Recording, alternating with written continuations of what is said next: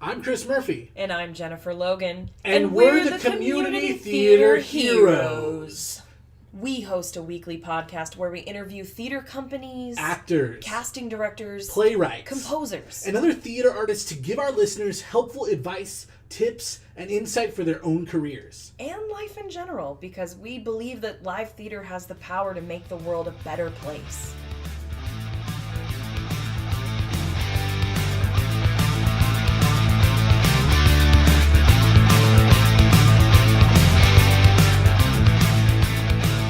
Hey, all you CT heroes out there. You are listening to episode 17 of the Community Theater Heroes podcast. Over the weekend, we had the chance to sit down with actors Todd Thomas and Kaitlynn Baugh, the cast of Missing Link Theater's upcoming and extremely controversial play, Oleanna. We had such a blast talking to them about their rehearsal process and the experiences they've had working on this play. Hope you enjoy the episode.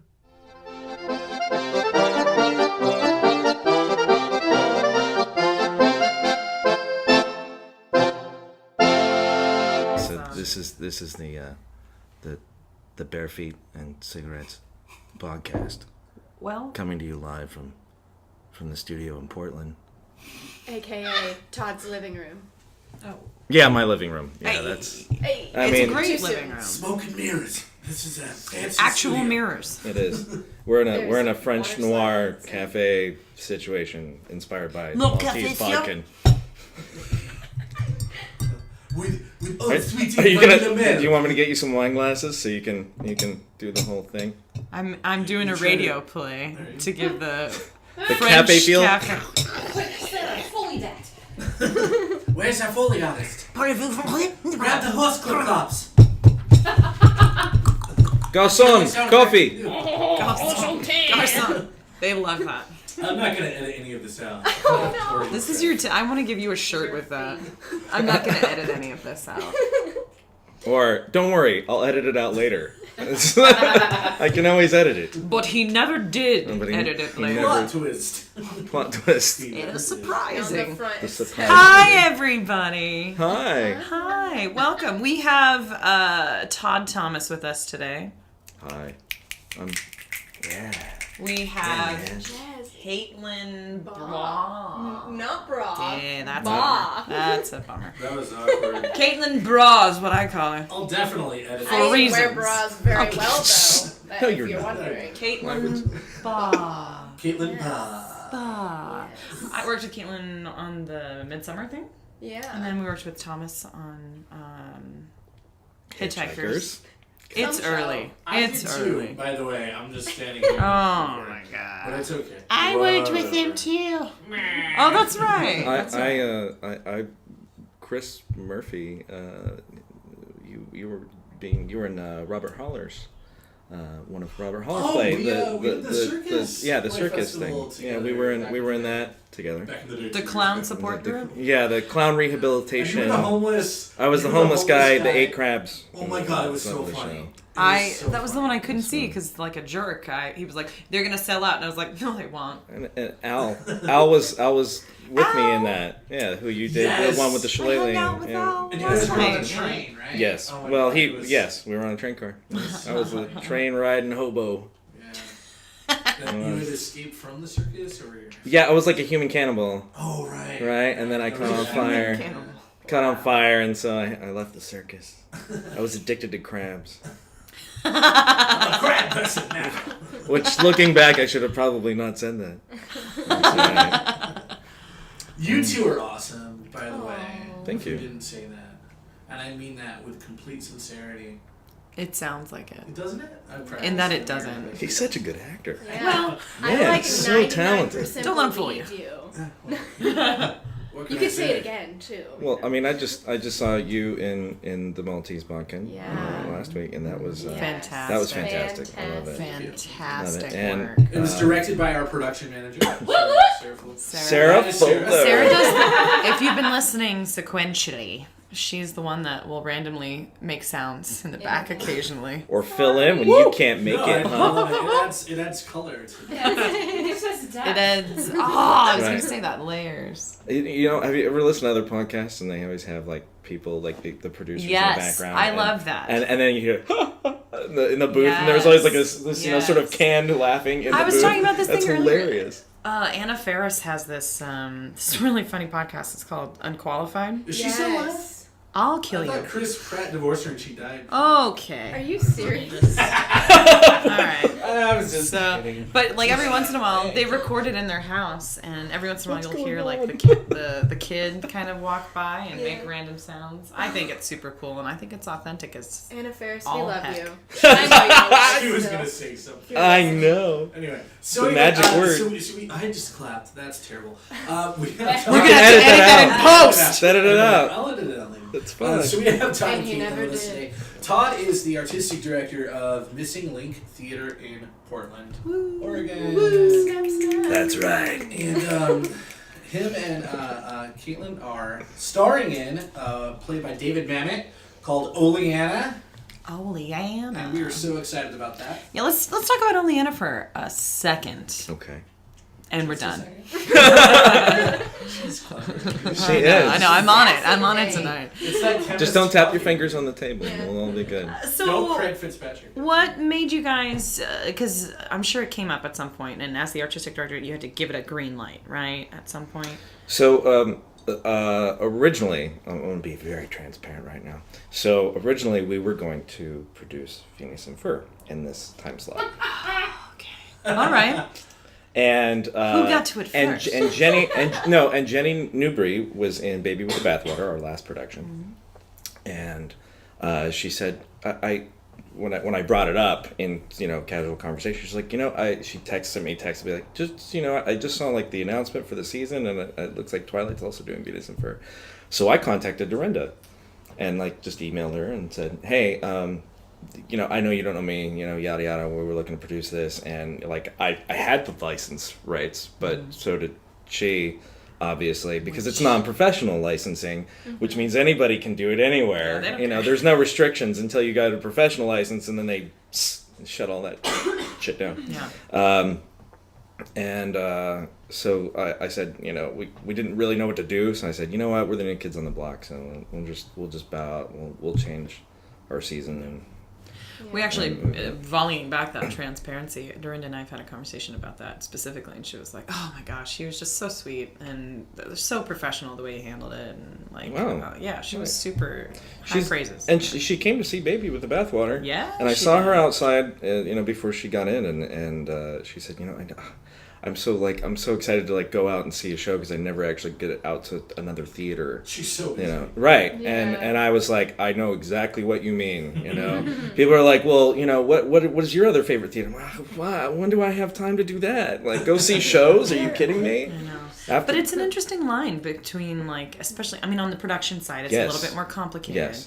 But it's also nice because you get to diversify. You get to see what else is in your market and your demographic, who is your audience, and supporting your fellow actors. It's so difficult when you have so many. And that's something else I want to talk about with Missing Link, too. I love that you guys have a Wednesday performance. Because in this industry, anyone who's listening to this anywhere, you'll probably understand the same feeling where, oh my gosh, all my friends are in these shows. Like, Chris can't see the Monkey Show because he's in a show, and I can't see another show because I was in a show. Yeah. But Wednesday, it's usually a dark day. Yeah. So it's Usually is. fantastic Great. you guys That's are doing really that. Yeah. I can talk more about that other stuff. Talk about all the stuff. No. yeah. About all this stuff? Yeah. About all of it. I'll talk forever. Bullet number one. Unfortunately, I will talk forever. It's true. No. See? It's life imitating art because literally, You should see him when he's actually acting as John. Like, sometimes I can't tell, like, wait, is this Todd or is this John? yeah. That's a ringing. It's a ringing endorsement for my personality. Very This lovely.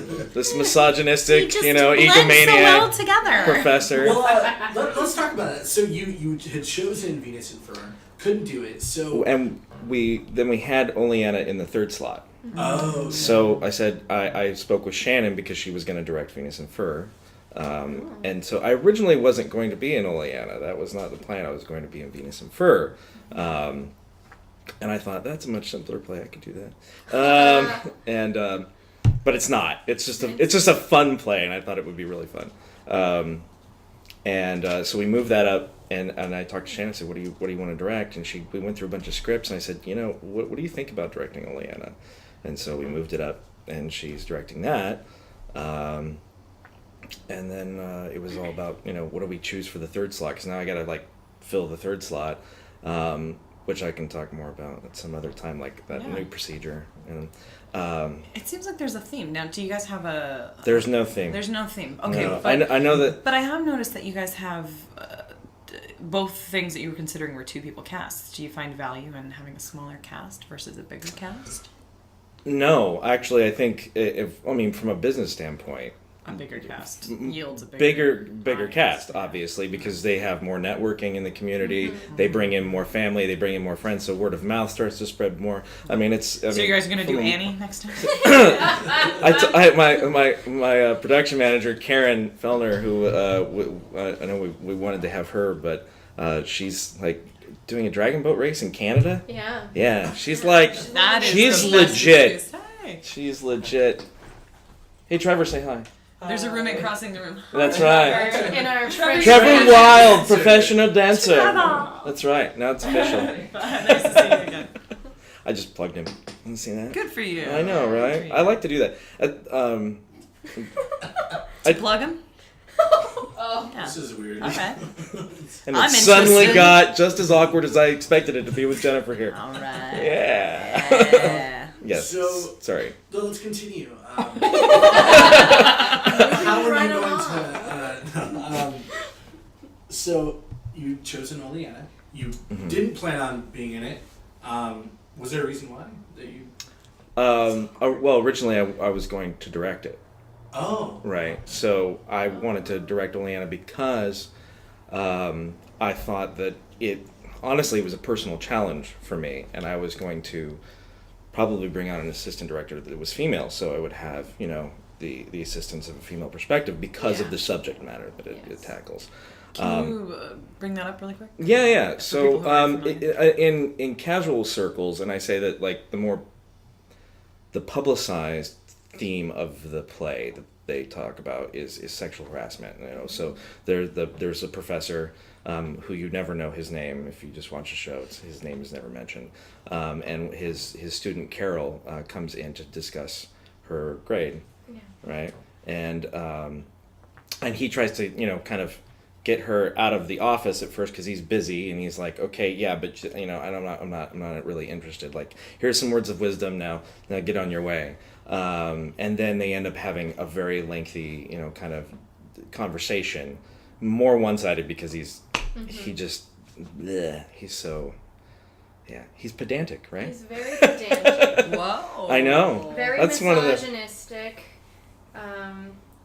And it feels like he has to enlighten her and I feel like save her. And that's even brought up later on in the play. So there's almost a gaslighting sort of things that he does, actions, and he doesn't see it, he doesn't see it, and then Carol, later in the show, it kind of reflects that back, and you don't, all these things that you did. She shines a light on them, you can't do that, and it's not for you say it's not for you to say, which is so relevant to today, the Me Too, and I was like, this was 1992 when it was produced on Broadway, so in a 1994 film, and it was there was so much controversy over it. There were people that were seeing it in the theaters, and they would get into fights in the lobby. Like physical fights. I mean, there were people that were so upset about the show. It was that controversial. So it's very incendiary. And that's a good word. And so it seems like right on the heels of that Me Too movement. Yeah. A very specific choice, a very intentional choice. Yes, it is. The choice, as you asked earlier, is or about the theme. Our goal is to create works that are very relevant, that tackle issues that everybody can relate to, that don't just entertain. I think that you can entertain at the same time as being relevant and topical. Yeah. And it's not always going to be hard-hitting and very current issues or something. It may just be something that helps make people awareness or make them think, but we really because not everything that does that is really good, because we also want to do good stuff, right? We want to put on the good shows that are fun. Is this a missing link? Like, I don't think I've asked you, or we've asked you, what's your guys' mission statement? Like, do you guys seek to or instead of in light of a mission statement, an overall goals, agendas? Yeah, I'm out. I stopped. I've checked out. She's like, I just put a big colon right there and thought you would... Volleyed it over to you. Volleyed it over. Pick it up. I'm a bad improv partner. Do you want to produce with Missing Link? I'm gonna I've told this story to a few people, but so I just 10 years ago, like over 10 years ago, like 11 years now, I wanted to produce True West in New York. And one of the actors had an emotional breakdown. During the rehearsal process? During the rehearsal process. And, was it Austin? And so he just left. He was Austin. Of course. Total Austin. Right? Total wicked Austin. So the guy who gets to be expressive and whatever himself. And I was in it, and I had a friend directing it, and I was just going to produce it there, and we couldn't get it off the ground. We tried to recast, and it just wouldn't happen, and I got too busy, and everybody else, the world of theater, especially in New York, everybody's got to pay the bills at the same time that they're trying to put on shows, and it's where and when. So I wanted to do it 10 years ago, and I went and saw a 10-minute play festival, and Donovan James... Wait, you went out here in Portland or in New York? The Monkeys. Oh, okay. The Monkeys 10-minute play festival, and it was Time. I'm pretty sure it was Time or Dreams. Dreams. It was Dreams. And Donovan James, who is my director of finance now, right, all this time later, he'd written a play, and he and Dan Fitz were in it, and they were amazing. They were friends off stage, but they had such great natural chemistry on stage, and I was like, these guys could play Lee and Austin, and I just went, I'll sit on it. I'll sit on it for a while, and it was like a year and a half later, after just dropping hints and then sending them the script, have you guys ever, and subtle. Neither of them had done a full length play like that ever. It was their first experience like that. So the rehearsal, I gave a longer rehearsal period, than probably would be necessary, just so they could really they loved it. That was really rewarding. So that. I just wanted to produce that one play. And now you have this theater company. But as you know, in order to publicize, to market a play, you have to have a play, right? You have to have who's doing it, right? So then, okay, I gotta get and Missing Link was from. I literally had a Gmail when Gmail first came out. I came up with that name based on somebody else's suggestion, and had that Gmail account all these years, and I forgot. I went to go make it, so it's already taken. I'm like, what are you talking about? And then I go into it, and oh, those are my questions. The security questions. I'm this is mine. I did get it. Those. Right? So, my goodness. What the hell was that? Explosion. That sounded like somebody hit the side of the house, didn't it? I felt like it. It's probably a bird. Out of all the days while we're recording. But that's a good segue. Dragon. Yeah, right? Speaking of dragons. I told you I could talk forever. You have to be careful what you ask. A little bit, Thank who you. are you playing in this show? I am playing the professor, of course. No, I'm playing Carol.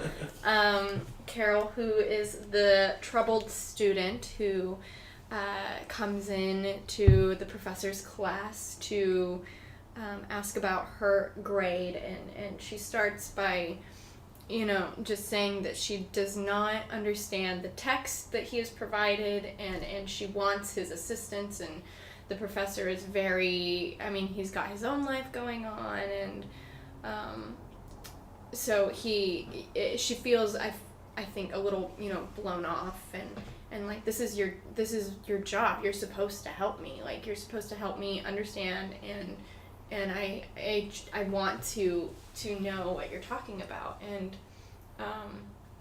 I relate to Carol a lot, actually, and I've discussed this in rehearsals and probably more in personal conversations with Todd, where I had a really hard time in school, actually. I grew up in the South, in Georgia, and we were not taught to critically think like people are here. I moved back to Portland so I was born in Oregon, grew up in Georgia, and then moved back in 2009 because my mother's mom was fighting cancer, and so we wanted to be closer to our family, yada yada. And so when I moved back, I realized that going from being like a B.A. student, I was now getting C's and D's and F's, and math was difficult, and English was especially difficult. Like, I couldn't analyze the text like everyone else could, and that's just because I feel like, looking back on my childhood, I had never been given anything challenging to really help that growth. And so in high school, I actually had a very similar situation. I mean, obviously, like, nix the sexual harassment claims and all that, but I went to a teacher because I could not understand what he was teaching, and he basically told me, well, that's a you problem, that's not a me problem. And wow, it was yeah, how inspiring. Yeah, so good professional. He's like, I make $28,000 a year. Get out of my office. I don't have time for you. I regret many things. Well, I mean, to be fair, though, our school system these days, and this is kind of a little bit of a tangent, you're shoving 40 to 50 students in a classroom. Who's got time for that? Who's got time for a personal conversation with a student? And this was high school. This was public school. So, I mean, I know it's a little bit different, I'm sure, in college, or maybe not. I know universities, if it's like a lecture course, then obviously that might not be the case either. But Carol, so when I first read the script, I also watched the movie, so I kind of did both of them at the same time, just so I could see, like, because I had a very hard time just reading it and understanding what the tone was, so that kind of helped give me a little bit of insight. Reading his script is such a unique. That's an interesting choice. Yeah. He doesn't use like punctuation the way you see in other scripts. Like an ellipses is leading up for the next line to cut off, or it could be a cutoff. He's not consistent in his grammar. It's been a while since I've read anything by Mamet, but does he do that consistently? He writes it so specifically, much like when they talk about Shakespeare, and I've brought this up before, but to the people in the cast, there are hints in the way it's structured to tell you how to say it and how it's supposed to be. At least in the first folio, they've gotten rid of that. So that's all I work out for you. Yeah, yes, there we go. First folio all the way. Down with FF. I don't know. Anyways, so I'm reading the script and watching the 94 version of the film, and the farther it gets into the play, I'm so angry, and I'm like, what the hell, Carol? What the hell? Like, stop! Like, because especially later on in the play, the way Mamet has presented it, it's so hard to pick a side. It's incredibly difficult. I felt myself, relating with John quite a bit, or the professor. That's his pseudo name in the script, is John. But I also, Carol also brought up very good points. But at the end of the play, it was just so frustrating. I was so angry. And this was before auditions. When auditions went up, I was like, oh my God, like I have to be in this play. Like I just have to. This is something that I was meant to do. And so I really wanted to get as much, analyzation out of it as I could before going to the audition. Which is wise. Yeah. It's so good to do that. Oh, for sure. A lot of actors not a lot. I've met some actors that are like, no, I'll never watch anyone else's performance. No, don't watch the movie. It'll inform your decisions. There's I used to be like that, and I think it's and early on, and every actor's different, right? So you've got everybody that. And some people feel that they get too influenced by another actor's performance. I think after you really hone in on your own abilities and your mastery of yourself, I think you can watch. I watch films and other productions, and I go, Yeah. and I can literally watch it like, yeah, I didn't really like that. That's totally not the way I would want to do it, and I'm fine, and I just move on and do what I want to do. Yeah. I've always been taught to steal things and make them your own. And I think that, Especially if it's really brilliant, you know. It doesn't make it less truthful. Take their good decisions and make them better. Yeah. Like use their shortcomings. Like that's what I do. I feel like I watch a performance and I say, "Ooh, I really like that, but maybe I could do that and also add this," or it's. I mean, sure, it is a fine line though. Like I think a lot of people they mean don't copy a performance. No. Right. But it's okay to watch performances. It absolutely is. Yes. Yeah. And to collaborate too, because you have this. Chris and I were in this thing in college where they double cast this Judas Iscariot show, and there would be student side of cast members, and then there would be a professor cast member. So you're working. A lot of times they switched it up, so the student's working with the professor, and and I think along with watching performances, it has to do with your self-confidence as an actor, or it has to deal with your, your security issues, because it's very easy to get insecure when you're collaborating like that, or watching other people's work to be like, oh, geez, they do that better than me, or I'm not. You know what I mean? It has to do with a lot of self-confidence and, being really grounded in your own work. Right. So I'm glad that you're able to pull that insight from. And you did it before auditions, yeah, too, I did it which before, and like I said, I was angry, and I got to the end of the play, and I sat there, and I was like, this confusion and anger makes me want to do it even more, because I don't understand it in that sense, where it's like I really want a chance to really just tear this thing apart, like word for word, and really get to the bottom of like, okay, who's in the right and who's not, what choices could they have made that could have ended the play with a better resolution, I mean, there really is not a resolution. That damn phone. It's, really, it's the crux of the show. Yeah. It's like the third character in the show. It is, yeah. So, we touched a little bit on it, that there's this theme of sexual harassment throughout the play. So what exactly happens? Like, how does the professor treat Carol? Like, what is happening? Non-spoilers. Without, right. Well, I mean, it's kind of a number of things. Yeah, I mean, when they first meet, Carol is intimidated by him. I mean, he's a professor, and in a position of authority. She just came to school. She brings up, that later, like, you have no idea what it cost me to come here, and like the struggles, and like, how much it took me to get here, and he just, kind of blows off. And one of the things he discusses is education, and he talks about it almost the whole first act, which the first act is like half the play. It's literally so their first meeting is like, and there's no intermission, so it's just 80 minutes of straight Mamet with very little swearing. There's only like there really is. There's only like the F word used twice. Conservative. And then is it at the very end? Because like I have- in my mind I'm like scanning in my brain the whole play, and I'm like, Because it's the line before I say it. I was just no goddamn good. oh, Right. right, Yeah. There we go. There we go. Ah, see, now you have to come see the show if you want to know what where that is. Come see Oleanna, if only to see when we drop the F-bombs. Right.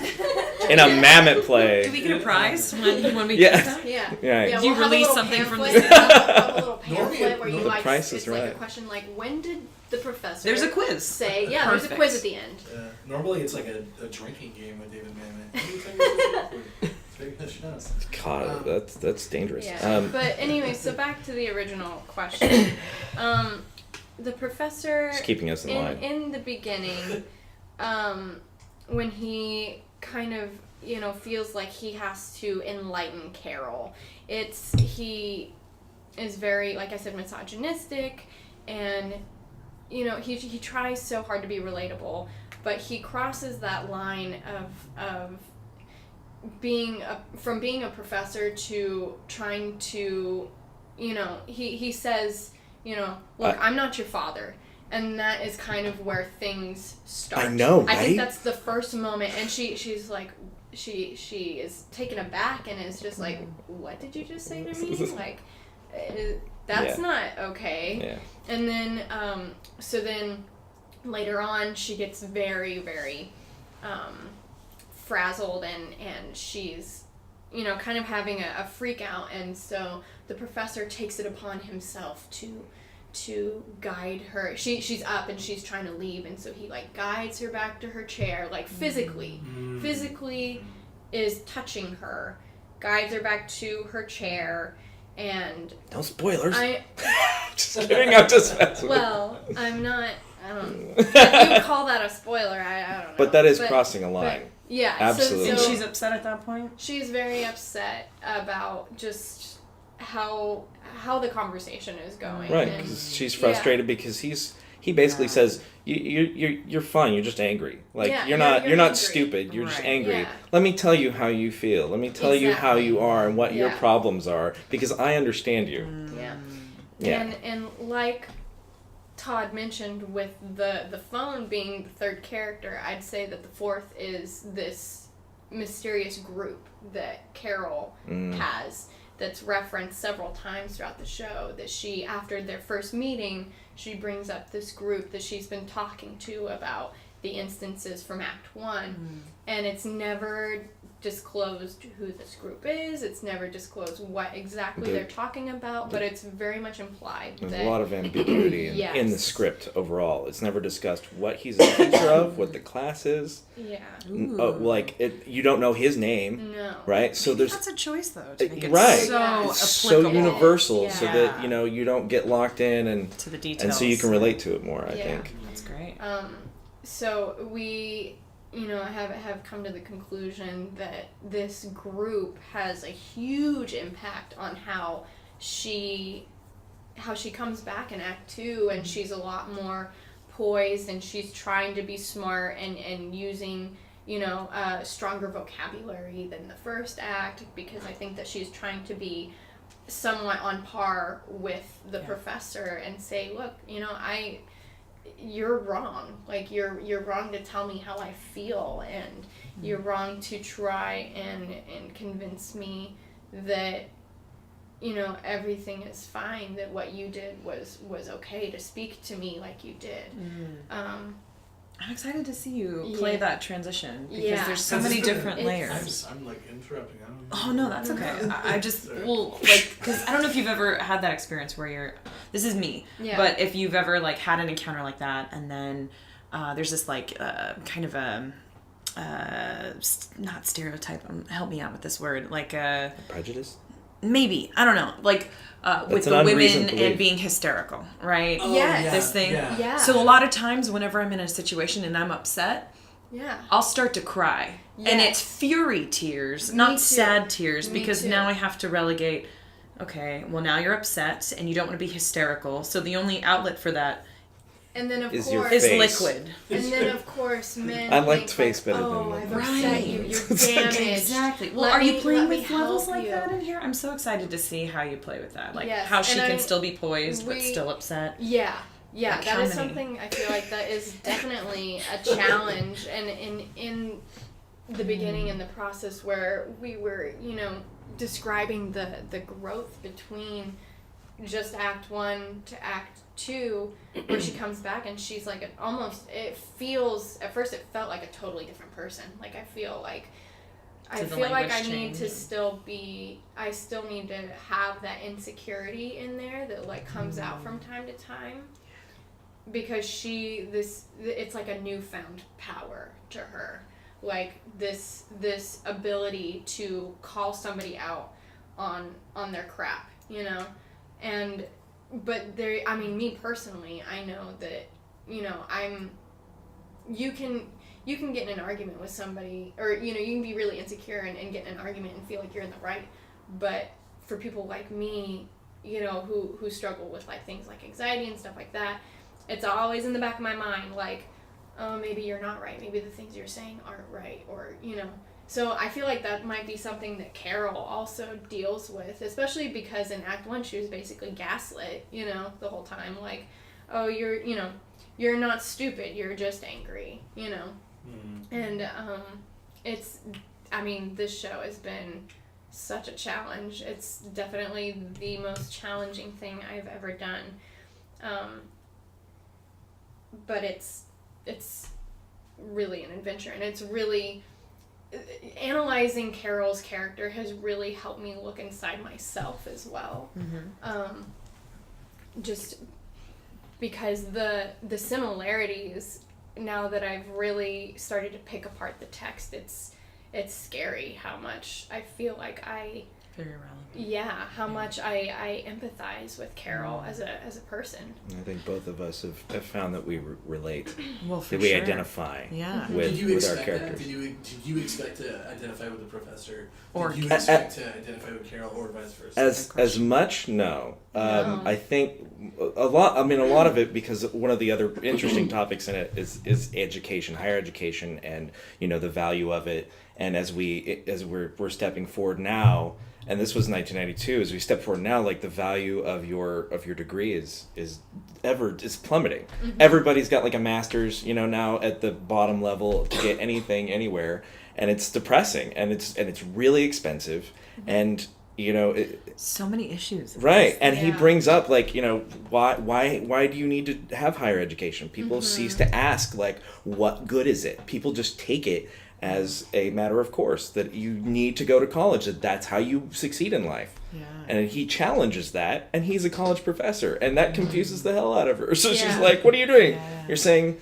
I'm worthless? Yeah, there's lots of great topics in it. Oh man, it's so dynamic. And then also, because at face value, it sounds like there is kind of this villain in this thing, but I'm interested to see how you play it as well, because I believe that you can make this super relatable, and like he's not this like arch villain. He's like a very relatable guy, and this could be a very normal conversation. No, in fact, most of the time by the end of the show, there are people of the opinion that Carol is the villain. Is the bad guy. Right. Yeah. And that's the thing where I was saying I was angry when I first read the script, because it seemed like Carol was the one who was taking his words and totally manipulating things so that, it's a mystery what her motive is. In the play, it's never explicitly, spoken of. But I was angry because, like I said, I related with John, and, like, good for him for being this I can't think of the word, but in his time, what Todd was saying, in his time questioning those things of the worth of education. And that's kind of where I'm at. I don't currently go to school because it's like, well, I know a lot of my friends who have gone through school and they're unemployed, or they're working food. Still working at Pizza Hut. Still working a food industry job. I had a friend who left. No, that's tangent. We don't need to. Have some more coffee, Jen. Yeah, I'll tell you later. There are a lot of moments when we're rehearsing where I'm like, yes, I understand what the professor is saying as Kaitlynn, but and then again there are times where like I'm saying Carol's lines and I get like emotional. There was this one rehearsal that we had, and I want to say it was Act 2. It might have been Act 2 where Carol, I mean, it's so much dialogue on her part, but she's hurt and she's angry for, because she can't get through to the professor. And it's like what you were saying, where you cry when you get angry because it's so, like, you just want to get that point across so bad. Mm-hmm. And during rehearsal, I felt it. Like, I felt it in me, and I'm like, I'm going to start crying right now, and this is not the direction that I was given, but I'm really frustrated. That's a great thing, too. That's a great tool. Yeah. And I feel like I'm one of those actors who gets so emotionally invested in a character that I play, especially one like this when it's so deep and it's so relevant to today and our culture. And I was like, no, just be angry but hurt, but don't be too hurt. Don't cry. It's a real emotion. Yeah, right? It's a real emotion. That would happen to me. Yeah, and I had to like stop. I was like, can we take a 5 because I'm gonna start crying and it's not gonna be good. And but it's crazy that I can come to rehearsals and I can feel so enveloped by those emotions. So I'm a little nervous once we actually get on stage, because I feel right now we're just in our rehearsal space, but once you're on stage and once you're in costume, there's just this magical change. Yeah. And for every actor, I feel like once you're I in like the way she puts it better. I always think awkward adjustment period. But, Oh no, I get so Magical excited. change, awkward adjustment. That sounds like puberty. Like, yeah, I was just about to say, it sounds like puberty. Got there first. Quick drama. You're I always, would say that's you're a always. magical change for awkward adjustment. Awkward adjustment period. That's all it is. They're like, boom, you're a woman. Welcome to womanhood. And it's like for guys like, it was John. Pimples. Where all this hair coming from? We gotta wrap That was up. awesome. Thank you, Sarah. We're gonna do some like rapid fire questions. Okay. Oh, all right. All right, We did bring not it. prepare you guys for this. Slam on the table. What is Todd? One of your top rehearsal moments, like top 1 or 2 or 3, whatever. For the show? For this show. For this show? Favorite. Yeah. Damn it. Go. No, I can't do that. I don't have Anyone? Do you have Anyone. one moment in the Actually, rehearsal process that you liked? Actually, I do. The favorite one that I had was we were actually just working together on the fight scene, and at the office. There's a fight scene. Right. Yeah. So. No spoiler. Yeah. So there's a fight scene, and she beats me up. Yeah. And we worked on that, and the conversation that we had following that was very indicative to the bond that we need to have as two actors on stage. Mm-hmm. And it really solidified our relationship so that we could trust one another. Mm-hmm. You know, there's so many things in the script that trigger both of us. Yeah. Right? Like, I don't like the first time that I went to go grab her, you know, as I'm directed to in the script, and like she backed off and I like flipped out. Like, I'm like, oh God, please, no, I didn't mean it, you know. Like that was my initial reaction, and we're better there. Yeah. So there. So that's one. That's Do you one. have a few? Oh Jesus, God, Okay. no, go to her. Right, Kaitlynn. Too much pressure. Rapid fire question. What are you looking forward to most during this production? I think one thing. Oh gosh, one thing I'm go. looking forward to most. Yes. I'll be faster than Todd. Most people are. Most thing I'm looking forward to is, I think, like I said, getting in our space and having the magical change. Yeah, having the magical change. Being on stage, having the lights on us, feeling like I'm really in the office where it's supposed to take place, and making some magic happen and throwing some punches, I guess. I want one. Go. So, just technically speaking, because you're great. You're great. It's looking great. There is two. So with a 2-person cast, right? Just automatically, there's going to be way more freaking dialogue than anyone's ever been prepared for. Yeah. Technically, and for other actors who are facing a lot of dialogue, what are your guys' go-to tools for memorization? How does it stick? What have you guys been using? Are you not... Everything. And Everything. it's nearly impossible to nail down something for this particular script. Yeah, there is no method to this. There's so many overlap, non sequiturs, redirection, random change of subject, energy, everything. Like normal conversations, though. Right. So it's a really relatable script. It is. How do you do it for people who are listening? If I had one word, repetition. Yeah. Repetition. Literally Out running loud. it over. Yes, running it over and over again. Are you guys off book right now? Oh, right. We're actually the rest of today is dedicated to making sure that we are off book for the remainder of the rehearsal, the 13th Of July? Wow. Of course. Yeah. So we've actually had a lot of time off from different people in this process, and a lot of things come up, and Good. we all have gotten a round of sickness. I'm still.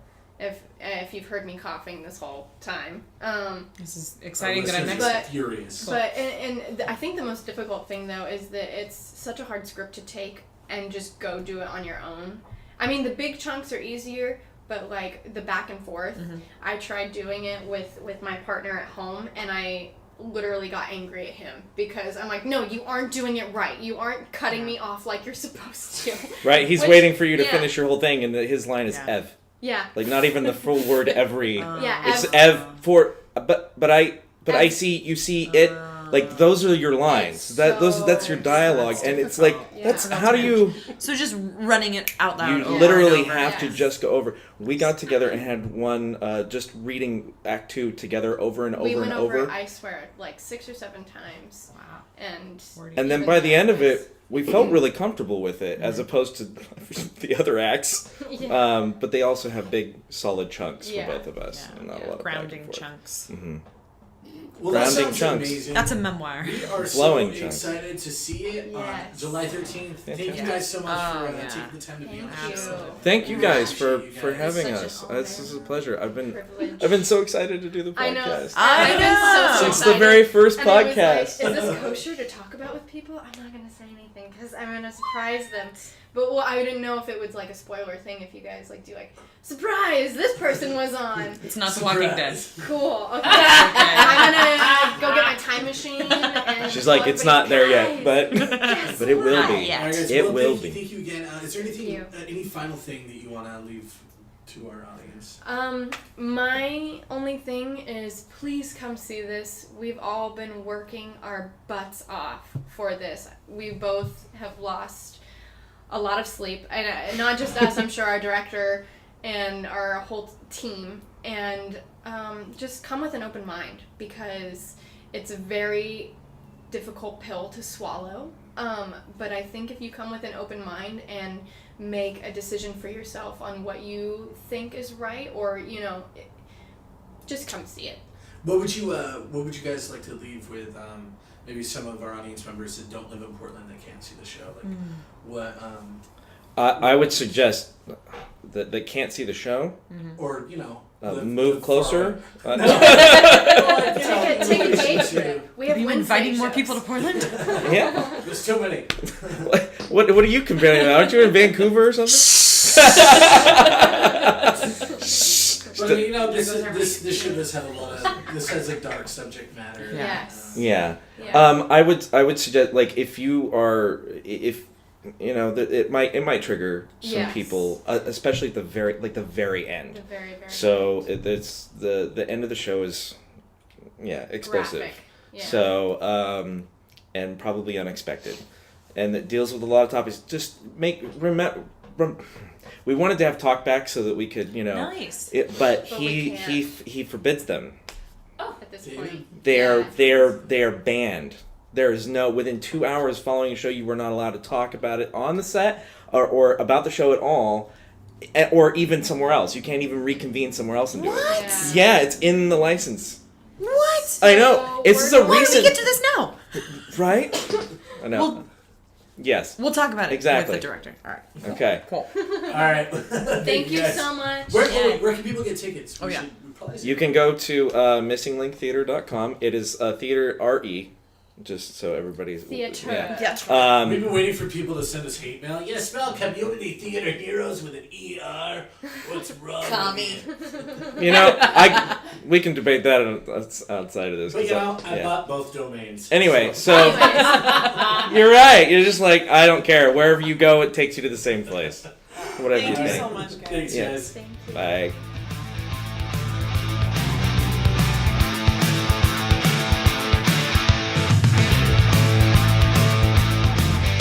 And that's our show. Thank you so much for listening.